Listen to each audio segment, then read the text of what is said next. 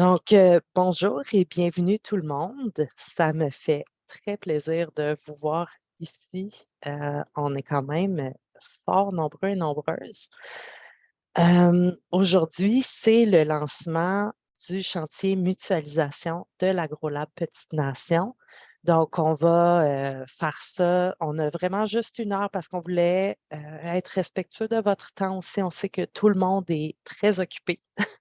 Puis on s'est dit, on a 4 chantiers à lancer. Comment on s'assure que tout le monde ait l'information essentielle pour aller de l'avant? Alors, on fait ces 4 rencontres-là. Brièvement, moi, je vais rappeler la base du projet AgroLab parce que je sais qu'il y a certaines personnes qui n'étaient pas nécessairement au 5 à 7 cet été. Il y en a peut-être parmi vous qui entendent parler de l'AgroLab pour la première fois. Donc, je vais présenter l'AgroLab et ensuite, je vais passer la parole à Marie-Pierre Garneau qui nous accompagne pour le chantier mutualisation. Donc, je vais vous partager mon écran tout de suite. Ce ne sera pas long.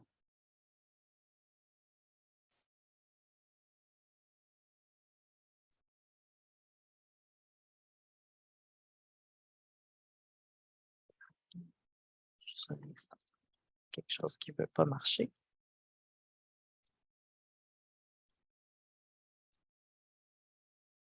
Voilà.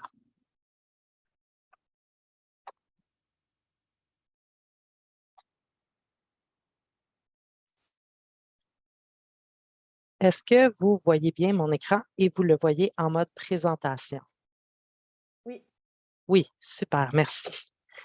Alors, l'AgroLab, pour les gens qui ne me connaîtraient pas, d'ailleurs, je suis désolée, je viens de réaliser que mon nom n'est pas affiché. Je suis Andréane Sabourin, je suis l'agente de développement agricole à la MRC de Papineau et c'est moi qui coordonne et porte le projet AgroLab, mais accompagné d'un très efficace comité qui m'appuie là-dedans.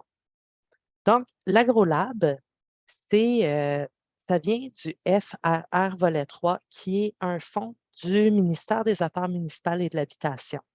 Ça s'appelle le projet Signature Innovation et les projets Signature Innovation qui visent la réalisation d'un projet concret et innovateur ou d'un ensemble de projets avec un fil conducteur pour propulser l'AMRC comme étant avant-gardiste dans un domaine donné ou à mettre davantage en valeur ce qui la caractérise. Donc, ça, c'est vraiment le mandat de ce fonds-là qui nous a été attribué par le MAMACH. Pour la MRC de Papineau, l'objectif qu'on s'est donné, c'est de mettre en place un laboratoire vivant visant à développer un système alimentaire, agroalimentaire durable dans la MRC de Papineau d'ici 2025, composé de 4 chantiers qui visent à résoudre ou améliorer les enjeux identifiés, notamment lors du Forum sur l'agriculture et l'alimentation de 2020. Donc, il y a eu un forum en 2020 où plusieurs d'entre vous ont participé d'ailleurs.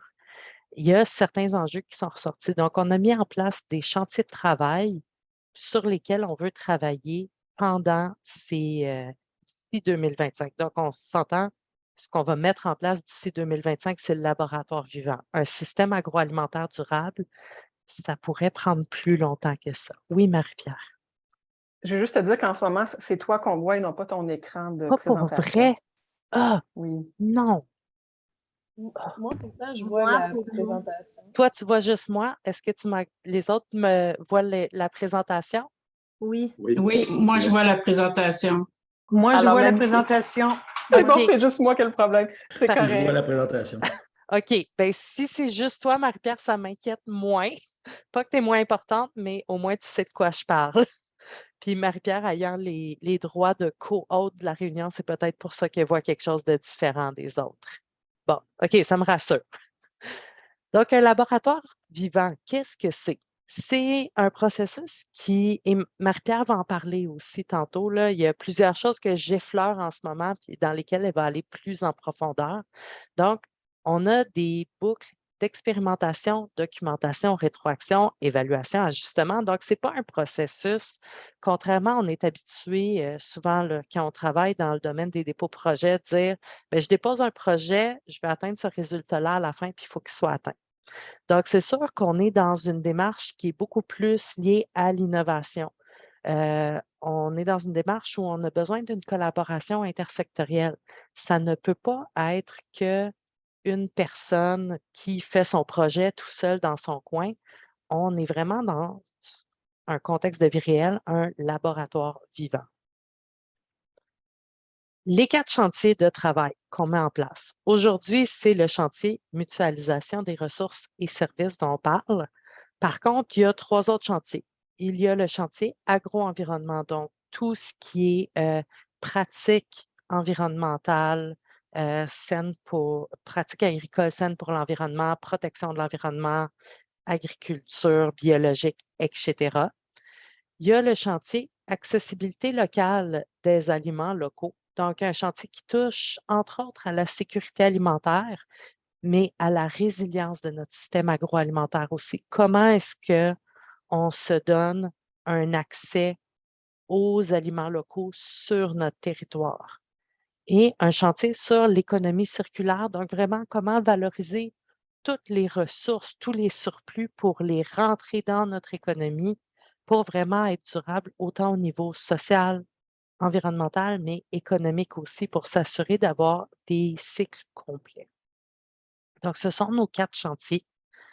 On en lance un premier aujourd'hui. Hein?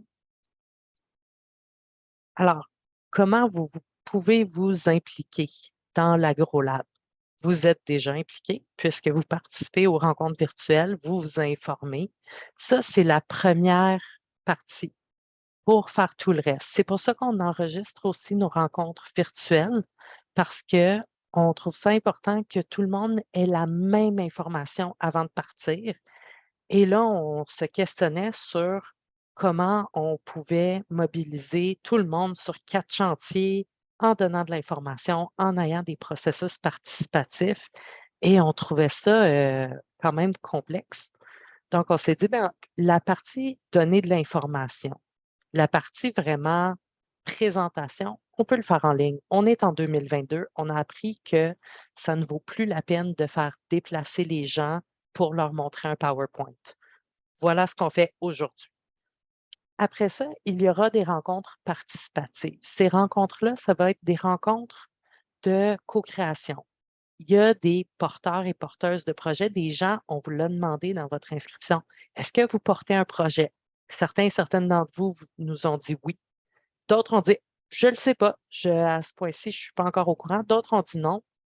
Mais même si vous n'êtes pas un porteur ou une porteuse de projet, vous pouvez venir à ces rencontres participatives-là parce que peut-être que vous êtes la personne qui a une information importante. Peut-être que vous êtes la personne qui connaît un aspect d'une question, puis ça va être important de venir contribuer pour s'assurer que nos projets, les projets qui vont être financés, les projets qui vont aller de l'avant, qui sont aussi bien montés que possible. Et c'est possible de s'impliquer dans un ou plusieurs chantiers. Ça se peut que votre projet, vous dites, ben, c'est un projet de mutualisation, mais c'est aussi un projet d'économie circulaire. C'est parfait, ce n'est pas un problème. C'est vraiment, c'est possible de cocher plus qu'une case et même si vous cochez toutes les cases, nous, on est juste très contents. Ça veut dire que votre projet a vraiment un pouvoir transformateur important sur notre système agroalimentaire. Non, non, non, ça, je ne veux pas vous le montrer. Hop! Ça, c'est ce que je vais vous montrer après que Marie-Pierre va nous avoir parlé parce que là, Marie-Pierre va vraiment nous présenter tout le chantier mutualisation. Qu'est-ce que c'est? Qu'est-ce qui s'en vient? Nous donner des exemples inspirants aussi. Puis ensuite, je vais vous parler des prochaines étapes. Ça va bien? J'ai oublié de vous dire, si vous avez des questions, des commentaires, n'hésitez pas à utiliser le chat. Ça va probablement être la meilleure façon pour l'instant. On va probablement avoir un temps pour une période de questions à la fin, mais on le sait qu'une heure, c'est extrêmement court. puis on a beaucoup d'informations à passer. Donc, utiliser le chat, c'est sûr qu'on va essayer de les noter. Puis si les questions ont été notées tout au long de la rencontre, ça va nous permettre de vraiment y répondre peut-être en bloc à la fin. Donc, Marie-Pierre, je te passe la parole. Oui, merci beaucoup. Bonjour tout le monde. Simplement, une petite présentation si vous ne me connaissez pas. Marie-Pierre Garneau, je suis une des consultantes chez Convergence Coopérative d'Experts Conseil et c'est moi qui va accompagner en fait le chantier de mutualisation. Ce qui fait en sorte que je serai en charge de la documentation de ce processus. Et ce qui va permettre, en fait, là, de faire toute la collecte de données du processus, mais aussi de l'évolution de chacun de vos projets. Vous remarquerez, en fait, là, que pendant la présentation, je vais travailler avec l'image de la pièce de casse-tête, parce que pour moi, il y a toute cette... il y a une logistique. Pour moi, c'est l'image parfaite pour parler de la mutualisation. Et le laboratoire vivant, un peu comme Andréane vient de le présenter, mais c'est une participation où il y a plusieurs... c'est une équipe qui va se bâtir pour travailler sur les différents chantiers.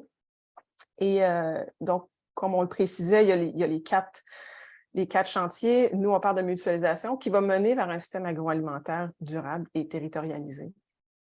Puis, avant d'embarquer, en fait, dans ce que sera précisément là, la mutualisation, j'aimerais simplement aussi revenir sur des éléments qui ont été nommés soit dans les derniers forums par rapport à un système agroalimentaire territorialisé et donc qui prend en considération les différents éléments du système. Et ces enjeux-là qui ont été présentés, ben pour moi, ça représente un peu comme quand on fait un casse-tête. Je ne sais pas pour vous, mais habituellement, on commence par le bas. Hein? C'est plus facile, on les identifie plus facilement parce que on est capable de délimiter notre terrain de jeu. Puis c'est un peu ça l'idée. Hein? Aujourd'hui, si vous arrivez déjà avec un projet, vous allez en développer un, mais vous allez circonscrire le terrain de jeu sur lequel vous allez vouloir travailler.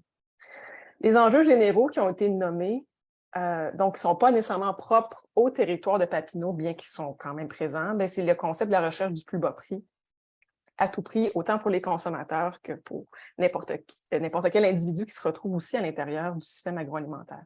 Changement climatique qui vient influencer les pratiques, la vie de tous et chacun. La réglementation, on a que plusieurs paliers gouvernementaux qu'on doit respecter selon où on se trouve dans le système agroalimentaire. Le manque de financement qui est récurrent. Et l'idée que l'emploi agricole n'est pas assez payant ou attractif vient jouer des fois aussi sur la relève, tout simplement sur la reconnaissance.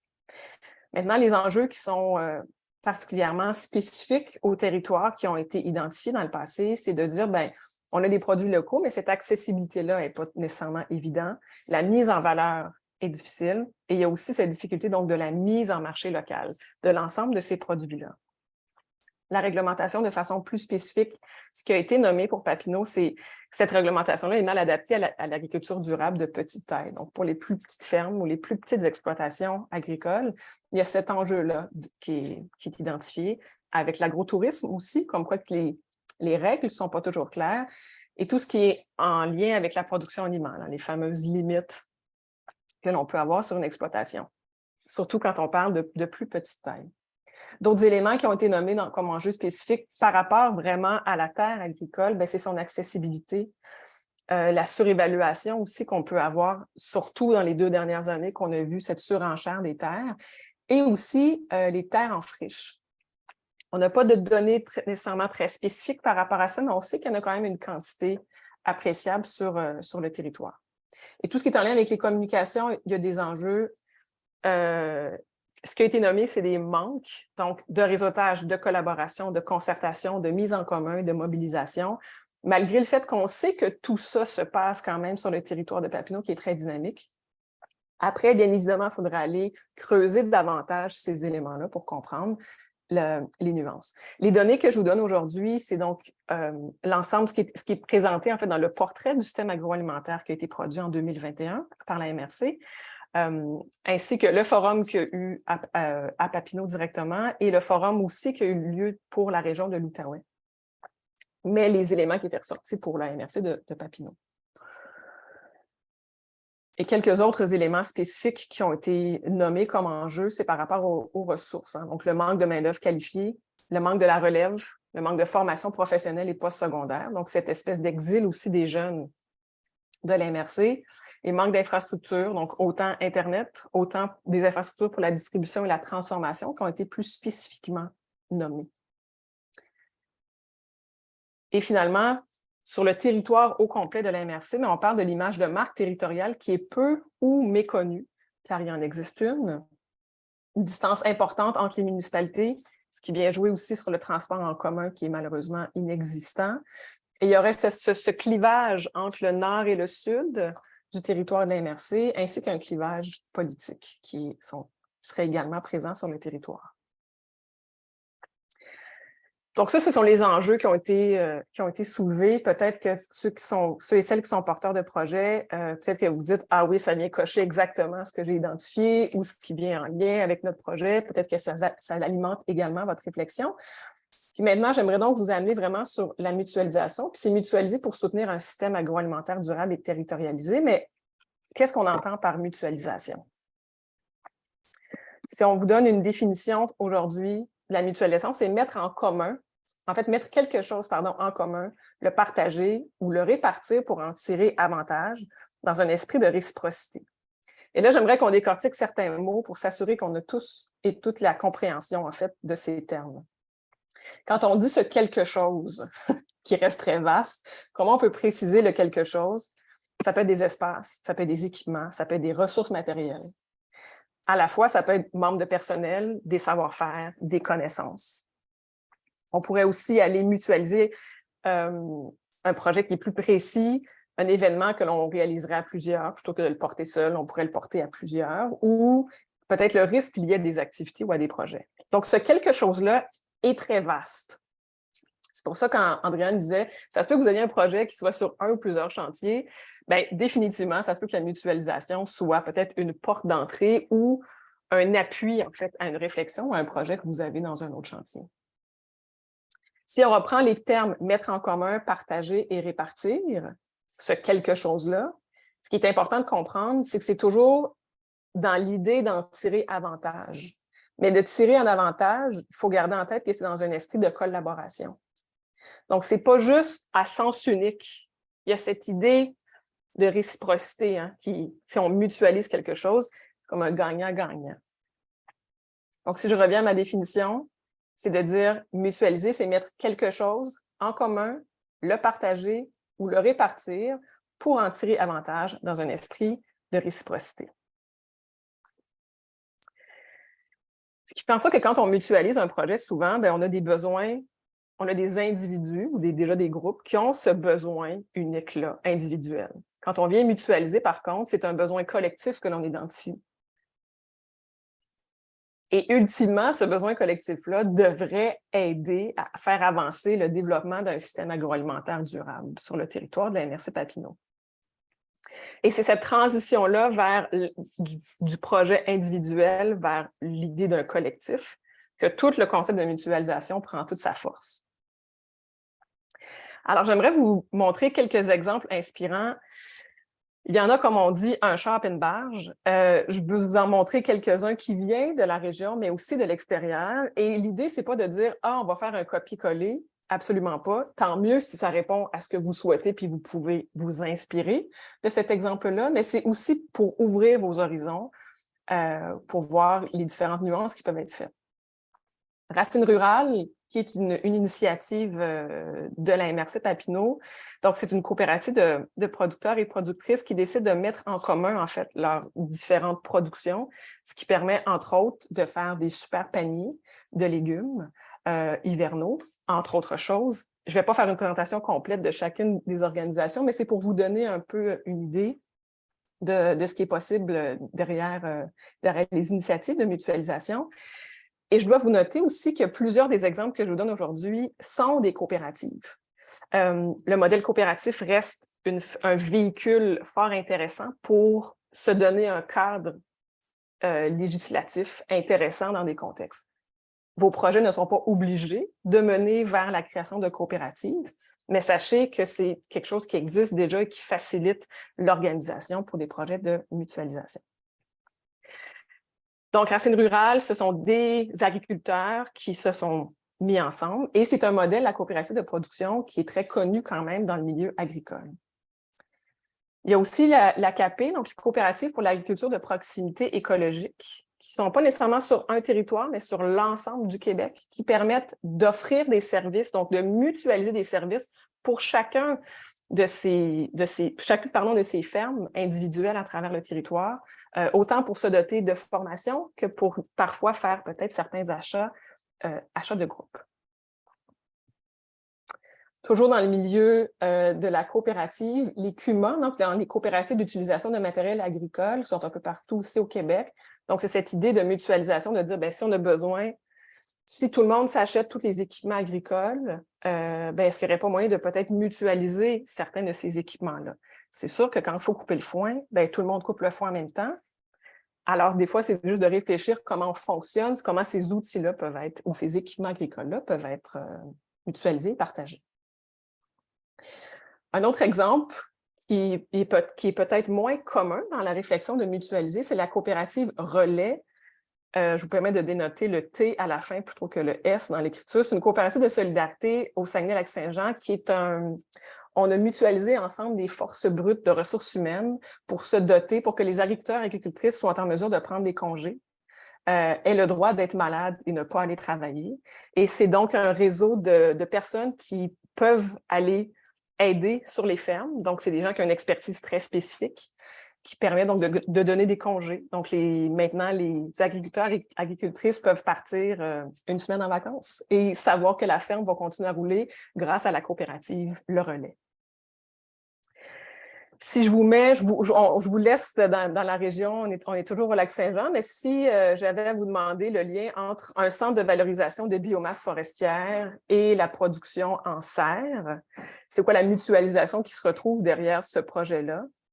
Bien, c'est le fait de partager de l'eau chaude, donc un extrait qui arrive de l'usine de biomasse. Ça coûterait moins cher de simplement brûler le gaz qui est produit par l'usine. Ce qu'ils ont décidé de faire, par contre, c'est d'investir pour avoir des bouilloires d'eau chaude, pour que ce système d'eau chaude-là soit par la suite acheminé vers les serres toundra qui font donc de la culture en serre, les fameux concombres.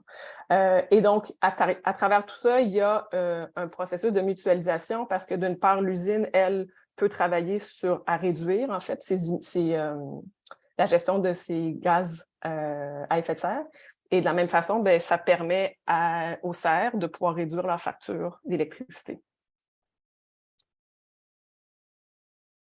Autre initiative citoyenne, cette fois-ci, qui vient de la MRC de Brome-Missisquoi, qui est par rapport à la récupération du verre. Ce sont donc les citoyens qui se sont dit « ça n'a comme pas de bon sens qu'on perde autant de matière recyclable parce que, bon, l'enjeu du verre qui est concassé et ainsi de suite. » Donc, ce sont 10 municipalités qui se sont mis ensemble avec autant d'institutions pour mettre ensemble des lieux communs où ce sont les citoyens qui peuvent se mobiliser pour aller faire le recyclage du verre. Donc, quand je vous parle de mutualisation dans le système agroalimentaire durable, oui, il y a la production, oui, il y a la transformation, oui, il y a la distribution, il y a la consommation et il y a également aussi la valorisation des déchets qui font partie de cet ensemble-là. Donc, je trouvais ça important de vous montrer quand même cet exemple-ci.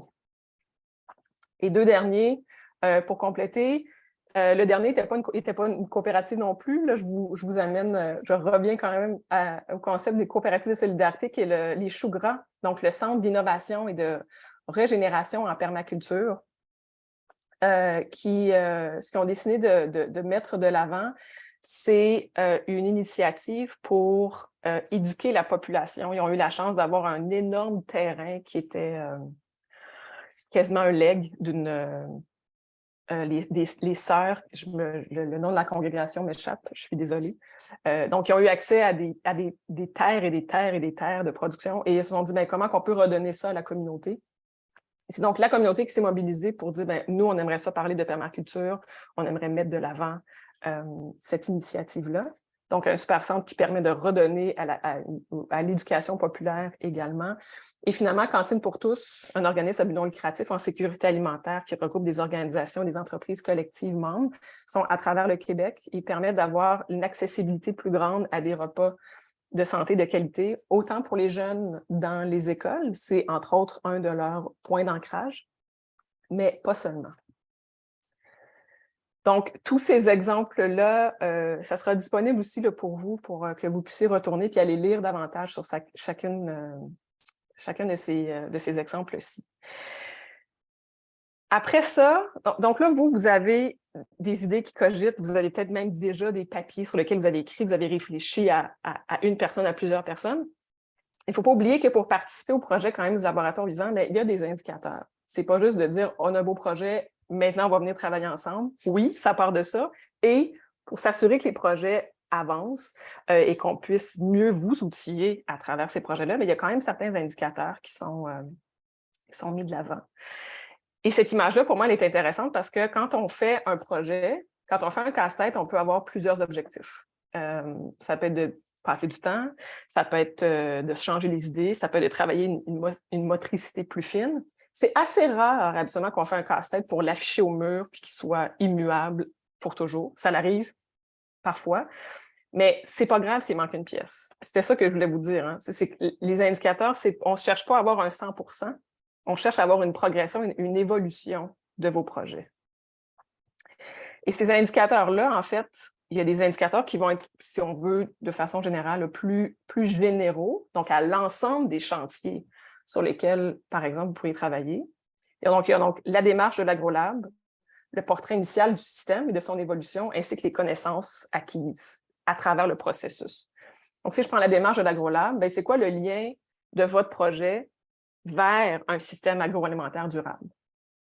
Quelles sont les retombées? Quels sont les gains à travers tout ça? C'est quoi les capacités d'expérimentation qu'on a pu faire? Parce qu'un Living Lab, c'est l'idée de se dire, on se donne un cadre, un moment pour réfléchir, mais pas simplement réfléchir de façon théorique, mais de faire des tests, de le vivre pour vrai. Le vivant du laboratoire, il est là, et c'est là toute la richesse de l'expérience à travers laquelle vous allez pouvoir vous impliquer au cours des prochains mois.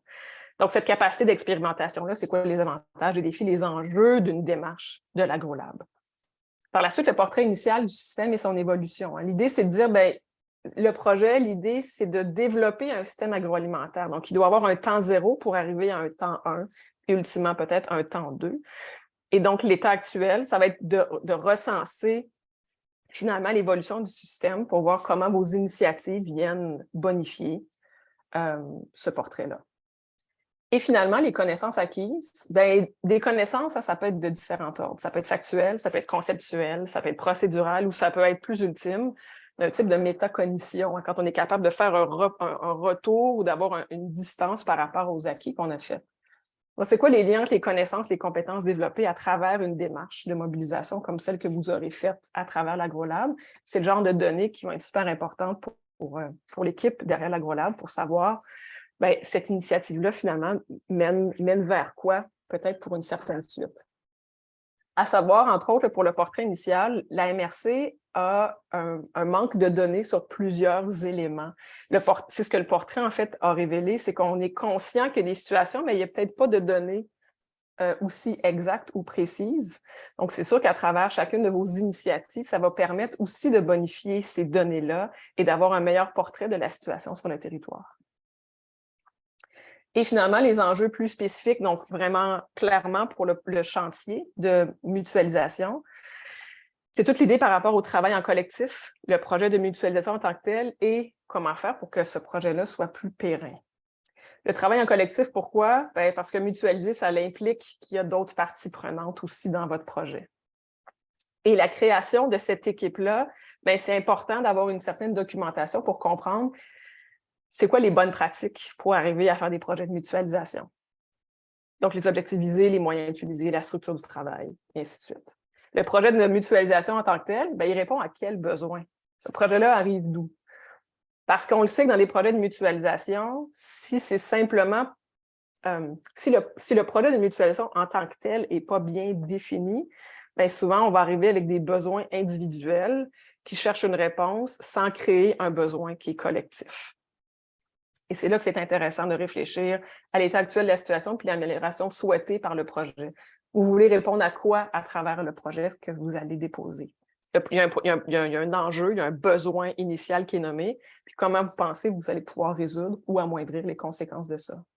Et finalement, la pérennisation, ben, c'est quoi les stratégies ou les actions à mettre en place pour que cette initiative-là se poursuive au-delà de l'AgroLab? Est-ce que c'est possible? Ou est-ce que finalement, c'est un projet qui aura été réfléchi, puis au bout du compte, hein, quand je vous disais qu'il manquait une pièce dans le casse-tête, est-ce qu'au bout du compte, après votre temps à l'intérieur de l'AgroLab, vous allez réaliser, wow, ben ce projet-là, pour qu'il continue, il y a besoin de plus de ci, de plus de ça. Ou finalement, peut-être qu'on peut juste réduire puis faire X, Y, Z. Mais donc, de réfléchir à ça va être quoi la suite des choses pour le projet. Je ne vais pas plus loin que ça, parce que je pense que ce qui est plus intéressant à partir de maintenant, c'est peut-être de vous entendre ou de vous lire ou d'avoir à tout le moins qu'est-ce qui ressort là, suite à cette première réflexion-là que vous avez eue. Je vois qu'on a quand même quelques commentaires dans le chat. Donc oui, les présentations vont pouvoir être partagées, autant celle d'Andréane que la mienne, bien que ce qui est fait aujourd'hui est également enregistré, donc vous aurez accès à tout ça. Puis, je vais peut-être, Oui, avant vas-y. qu'on prenne les questions, je vais Ah peut-être oui, juste amener la suite parce que là, j'imagine que vous êtes comme oui, tout ça, c'est bien beau, mais comme qu'est-ce qu'on fait à partir de maintenant, puis où est-ce qu'on s'en va? Donc, je vais répondre à ces questions-là. Et je voulais juste dire aussi, quand Marie-Pierre parle d'indicateurs, un des trucs de l'AgroLab, c'est que c'est sûr que le projet signature innovation, l'objectif, c'est qu'on se démarque, qu'on soit les meilleurs en quelque chose, mais soyons honnêtes, même si on veut se démarquer en ayant un système agroalimentaire durable, on aimerait vraiment ça, que tout le monde soit bon dans ce domaine-là, parce qu'être les seuls à être bons, on ne gagne pas grand-chose, on n'est pas très heureux. Donc, nous, ce qu'on veut, c'est vraiment prendre des données sur comment on a procédé pour que d'autres territoires puissent dire: «Ah, ce qu'ils ont fait dans Papineau, c'est vraiment chouette. Nous aussi, on veut s'en inspirer et mettre en place un processus pour améliorer notre système agroalimentaire». Donc, c'est un des objectifs aussi du laboratoire vivant, de prendre des données, de pouvoir partager nos apprentissages pour qu'ailleurs, évidemment, les régions sont différentes, les territoires sont différents, mais d'être capable d'apprendre de ce qu'on a fait ici, puis de dire, ben, est-ce qu'eux peuvent prendre notre processus et l'appliquer à leur réalité? Oui, je vais vous envoyer, ben, Marie-Pierre, est-ce qu'on peut envoyer une copie de ton PowerPoint? On peut envoyer une copie du mien. Le tien aussi? Parfait. Et je vais finir de vous montrer mon PowerPoint justement parce que c'était, c'était une des parties que je voulais vous montrer. Ce sera pas long. Alors, les prochaines étapes. À partir d'aujourd'hui, qu'est-ce qu'on fait? Il y aura le lancement du chantier accessibilité le 19 décembre prochain. Donc, s'il y en a qui se sont rendus compte, finalement, je suis peut-être pas dans le bon chantier ou peut-être que oui, peut-être que je touche à 2 chantiers. Ce sera sur l'heure du dîner aussi, même formule qu'aujourd'hui, le 19 décembre, avec le PowerPoint d'aujourd'hui. Je vais vous envoyer l'invitation, comme ça vous allez avoir tout ça ensemble. Il y aura des rencontres présentielles de co-création fin janvier, début février. Je crois que ça va être plus début février. Ça va être une demi-journée par chantier et fort probablement qu'il va y avoir une demi-journée mutualisation et une demi-journée accessibilité puisque c'est les 2 premiers chantiers à être lancés. Ça va être une opportunité de travailler collectivement sur les projets les uns des autres. Et le lancement des appels à projets se fera fin février, début mars, dans ces eaux-là. Ce sera le moment pour préparer des projets. Pour ceux et celles qui ont des projets, on a monté un canevas de projets. Donc, pour vous aider à un peu réfléchir à vos projets, on va vous envoyer ça aussi dans les prochains temps. Donc, pour vous aider à les monter, à voir un peu c'est quoi votre projet, qu'est-ce qui sera mutualisé. Donc, évidemment, ce sera une bonne occasion de vous baser sur la présentation de Marie-Pierre, de dire comment on le fait, c'est qui les parties prenantes essentielles, c'est quoi les coûts estimés du projet, tout ça, vous allez l'avoir, mais ça va être une bonne façon de réfléchir à votre projet à l'avance pour vraiment arriver prêt. Et pour vous inscrire aux journées en présentiel, on va vous demander, les porteurs et porteuses de projets, d'arriver avec ce canevas-là, que vous ayez déjà réfléchi à votre projet. On ne veut pas partir comme ça dans le vide, on veut vraiment qu'il y ait un travail qui soit fait pour ancrer les projets dans des réels besoins. Et ceci, qui est très étourdissant, j'en conviens, mais c'est pour vous donner une idée de c'est quoi un peu notre processus. Je pense que c'est important que vous soyez conscient qu'on est dans une structure de MRC. C'est quoi le processus décisionnel? Donc, on a ceux qui peuvent vraiment donner le OK à des projets qui se lancent, c'est le Conseil des maires. Le Conseil des maires, si vous regardez, là, est-ce que vous voyez mon curseur? Euh, OK. C'est les petites cases rouges. Donc, ils se réunissent les troisièmes semaines du mois, presque à tous les mois, sauf en juillet. Avant qu'eux se réunissent, on a un comité d'analyse qui se réunit 4 fois par année. Donc, si vous déposez un projet, il faut que ça passe par le comité de développement agroalimentaire durable et que ça passe ensuite au Conseil des maires. Donc, on pourra recevoir des projets en continu, mais c'est important de savoir qu'entre le moment où on dépose un projet, si on le dépose au bon moment, et le moment où c'est possible de recevoir de l'argent, si le projet est accepté, il faut prévoir un délai de 2 mois. Puis un délai d'au moins 1 mois avant de savoir si un projet est accepté. Donc, ça vaut la peine de commencer à y penser à l'avance, de se dire, OK, mon projet, bon, c'est moi, j'ai absolument besoin que ça parte pour le mois de novembre 2023, par exemple. Ben, vous voyez les moments où vous devez déposer ce projet-là au plus tard et vous avez toujours le droit de le déposer d'avance. Ça, c'est beaucoup plus facile, mais au moins en donnant ces délais-là, ça vous permet de vous dire, ben voici ma date limite. On les publicisera évidemment, mais je me dis que c'est une bonne idée quand même de vous donner cette information-là parce que la majorité d'entre vous ne travaillez pas dans des MRC, n'ont pas nécessairement accès à cette chronologie-là, dire OK, c'est comme ça que les décisions se prennent. Donc, ça, c'est dans le PowerPoint, donc vous allez pouvoir le voir évidemment. Et maintenant, on est rendu au moment de merci. Avez-vous des questions, commentaires, interrogations? Et si vous avez des questions sur qui seraient les partenaires potentiels, sur ce qui pourrait être mutualisé, bien, en fait, ce qui pourrait être mutualisé, on suppose que ça part d'un besoin que vous avez. Par contre, des partenaires potentiels, oui, absolument. Absolument. Nous, ça nous fait toujours plaisir de recevoir des appels de quelqu'un qui est comme qui a le même besoin. Puis là, si on en a entendu parler, bien évidemment, on a un rôle de lien aussi. En fait, si je peux me permettre, Andréane, peut-être un ajout là-dessus. L'idée, c'est que si vous faites un projet de mutualisation, puis vous arrivez seul en février en disant voici mon projet, il y a comme une étape qui n'aura pas été faite. Pour arriver à la rencontre en présentiel, pour mettre de l'avant le projet, l'idée, c'est que vous devez avoir déjà mobilisé des gens autour de votre projet pour arriver en disant peut-être que le projet est flou, peut-être que ce n'est pas précis, mais vous devriez être en mesure d'être plusieurs pour dire ben, voici sur quoi nous aimerions travailler. Voici le besoin que nous avons identifié.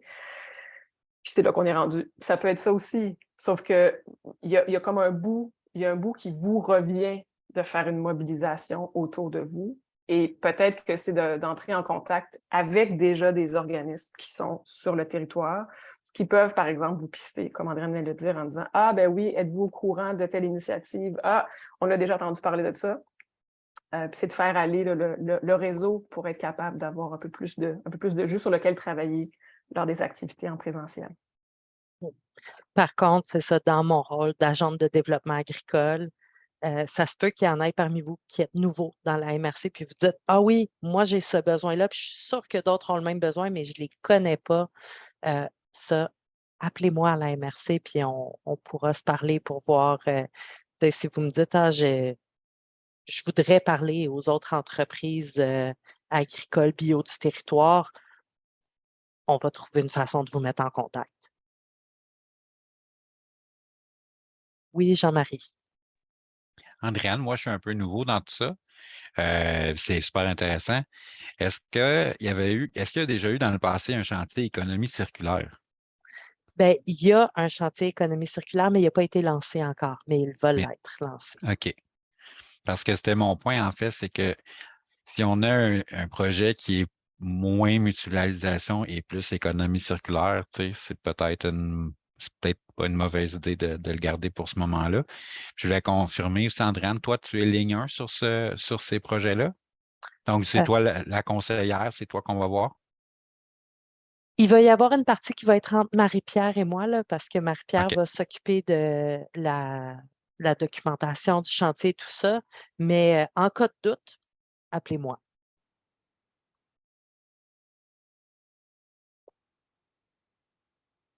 Puis on va pouvoir aussi tu sais, l'idée, c'est qu'une fois que vous allez travailler sur votre document préparatoire pour les activités de février, bien, il y aura moyen aussi de vous faire un certain feedback quand même sur avez-vous pensé à ceci, avez-vous réfléchi à telle personne.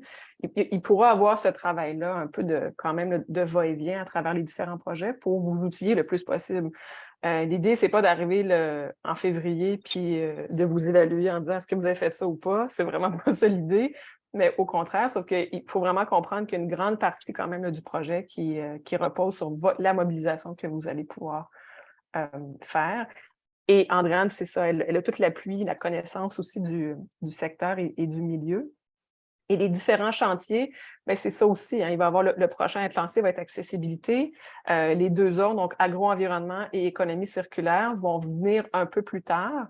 Ce qui fait en sorte que ça se peut que vous ayez une patte dans un, une patte dans l'autre, puis une corde lancée peut-être sur un autre. Puis après, ça va être de voir est-ce qu'il y a une majeure à travers tout ça. Est-ce que votre projet est un projet d'économie circulaire d'abord avant tout, qui utilise la mutualisation pour avancer? Est-ce que c'est un projet d'accessibilité alimentaire dans lequel, il va y avoir une patte justement en agro-environnement parce que vous voulez travailler davantage cet élément-là?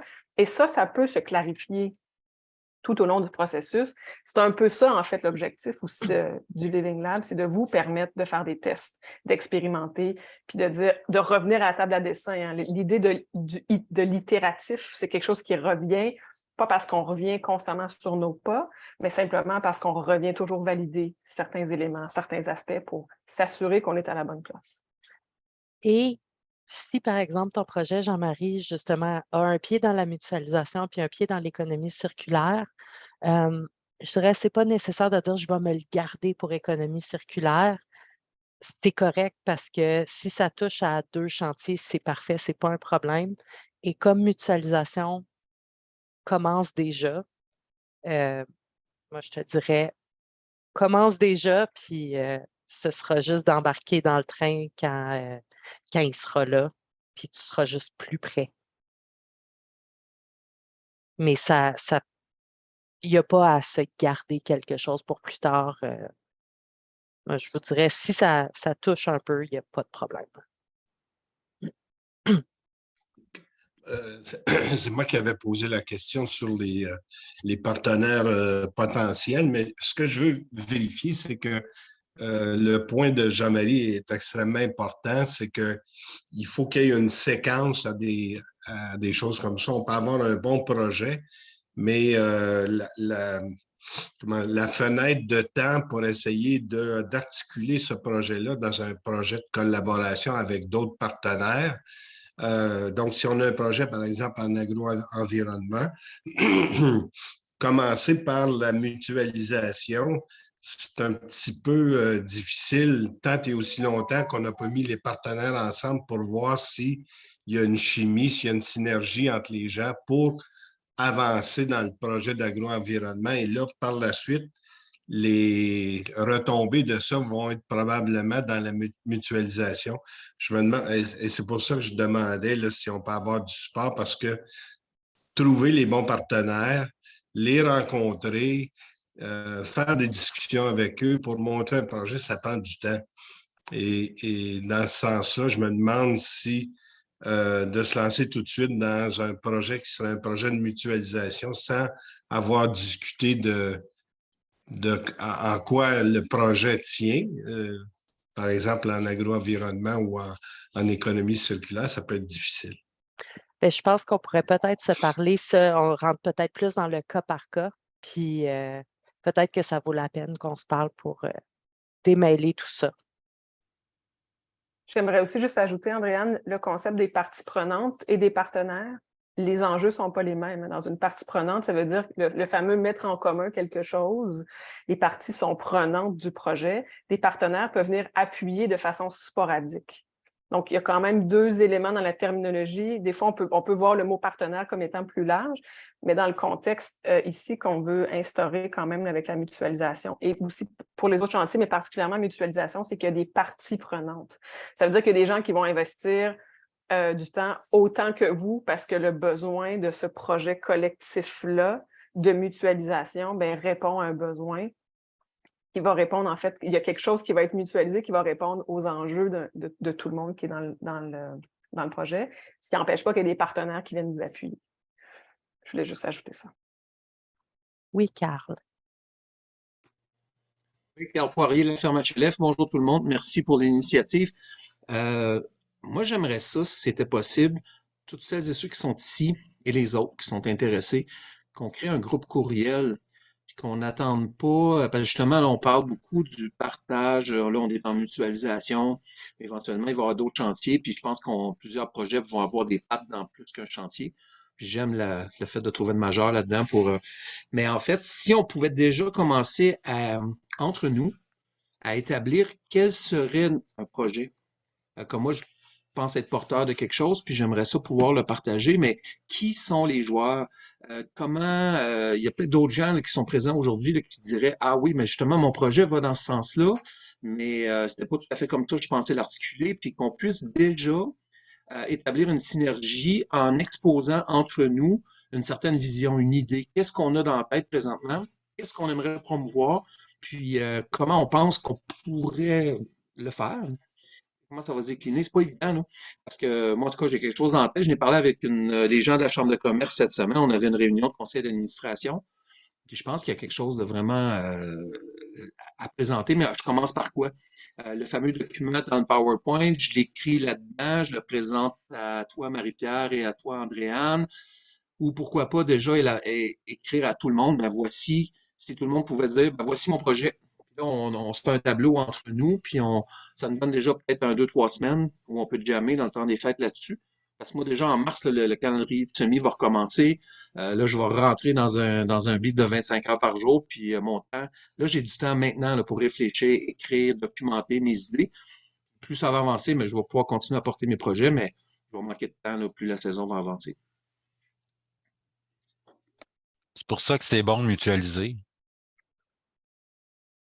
Bien, j'entends effectivement un besoin que plus tôt que tard, vous ayez accès aux idées de tout le monde pour voir comment il y aurait déjà même des projets puis des gens qui peuvent déjà s'entraider. J'entends la proposition du courriel.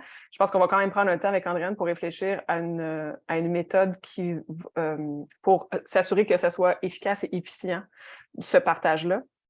Mais merci beaucoup, Carl, pour cette idée, effectivement.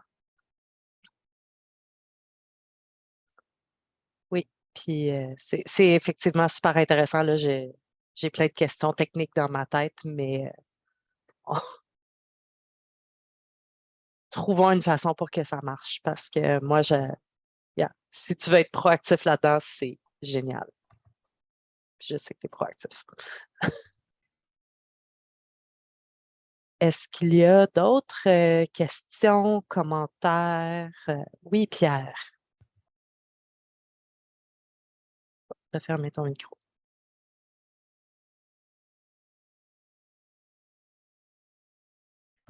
OK. Première des choses, merci de prendre l'initiative. C'est super, c'est super pertinent et intéressant. Moi, je suis pas mal d'accord avec Carl. Si vous pouvez ouvrir les vannes plutôt que plus tard, là, en mettant un partage, là, je trouve que ça permettrait, en tout cas, aux gens qui ont déjà là, des idées un petit peu plus concrètes, puis qui veulent les tester, là, d'aller de l'avant, parce que moi, j'en ai quelques-unes en tête, mais c'est toujours un peu, je pense que dans le processus d'établir des projets, là, c'est toujours un processus itératif, hein. C'est-à-dire que tant aussi longtemps que tu ne sais pas qu'il y a du monde qui pourrait peut-être être intéressé, ben, tu n'investis pas plus de temps là-dedans que ça. Alors, là-dedans, il y a un effet boule de neige, je pense qu'on devrait encourager, puis je vous encouragerais justement là, peut-être à élargir là, au niveau là, de la liste là, des contacts là, pour que, tout en expliquant bien entendu à tout le monde que c'est comme c'est son intention, là, puis que s'ils trouvent ça plate, qu'ils s'enlèvent de la liste. Mais autrement, moi, en tout cas, je trouve que c'est peut-être une façon très, très légère là, de faciliter tout ça. Donc, merci. Ben, merci, Pierre, puis j'entends vraiment votre besoin. Je dois avouer, moi, j'ai une réticence à la liste de courriels, mais je sais qu'il y a d'autres façons de fonctionner avec des documents collaboratifs, puis on, on va se parler tout de suite après cette rencontre-ci. On se parle, Marie-Pierre et moi, et on va arriver, je suis sûre qu'elle a plein d'idées aussi pour vous permettre d'échanger rapidement entre vous, sans peut-être aller vers la liste de courriels, le reply all, qui pourrait, ouais, je vois certains noms qui pourraient poser certains problèmes à certaines personnes. Et il y a toujours l'enjeu de la confidentialité aussi, là. Je ne peux pas diffuser les courriels de tout le monde, mais je sais qu'il y a des façons de vous permettre d'échanger rapidement entre vous. Puis on va les mettre en place.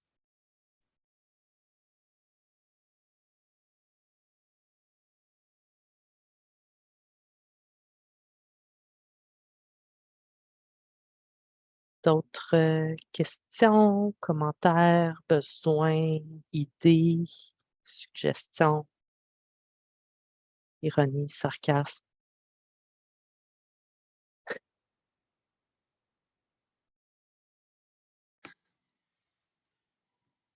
Oui, Carl. On est dans le temps, ça, c'est le fun. Mais le plus vite je vais commencer à écrire, le mieux je vais être. Parce que même déjà ce soir, je vais me coucher très tard, je le sens. J'ai une espèce de petit bouillon dans ma tête. Ça m'arrive des fois. C'est un petit côté sain de ma maladie mentale. Mais merci beaucoup. On peut se communiquer, on peut s'envoyer des courriels. Moi, en tout cas, Andréane, c'est sûr, je vais t'envoyer un peu une espèce de squelette, là, de table des matières de ce que j'ai en vrac dans le cerveau. Puis peut-être qu'après, tu pourras, toi, faire des liens avec d'autres mondes si tu es capable de me décoder en lisant ce que je vais t'envoyer. Mais c'est ça. Merci tout le monde. Moi, je vais quitter. Puis merci d'avoir respecté l'horaire. Merci pour la présentation. Puis j'ai bien hâte de recevoir tout ça par courriel. Merci tout le monde. Merci tout le monde. Merci beaucoup de votre contribution.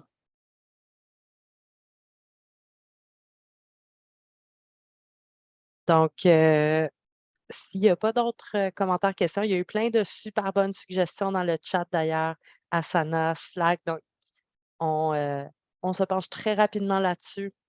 On vous envoie le canevas de projet, les présentations et tout ça, et des invitations pour contribuer. Et au plaisir de vous voir le 19 pour ceux et celles qui sont intéressés. Puis je suis très enthousiaste de voir toutes ces personnes motivées. Merci beaucoup. Merci beaucoup. Bonne fin de journée. Bon après-midi.